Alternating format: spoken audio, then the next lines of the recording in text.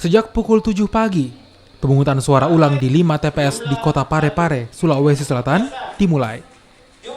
5 TPS yang melaksanakan pemungutan suara ulang, yakni TPS 3 Ujung Sabang, TPS 34, dan 39 Lapade di wilayah Kecamatan Ujung.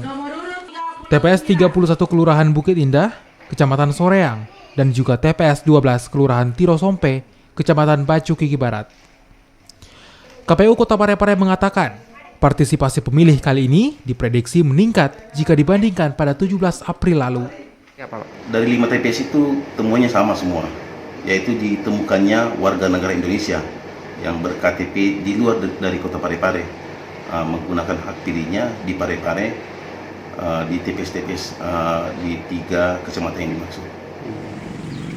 Sementara di Kabupaten Pangkep, persiapan pemungutan suara ulang kembali dilakukan oleh KPPS sebelum pemungutan suara ulang dimulai pada pukul 7 waktu Indonesia Tengah.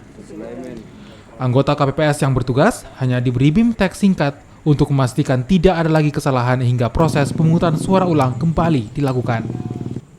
Sebanyak 16 TPS dari 8 kecamatan menggelar pemungutan suara, yakni Kecamatan Minasatene 4 TPS, Kecamatan Maerang 5 TPS, Bungoro 2 TPS, Lakbakang, Mandale, Segeri, Tupak Biring Utara, Tangaya masing-masing 1 TPS. Kami mengacu di Undang-Undang Nomor 7 Tahun 2017 Pasal 372.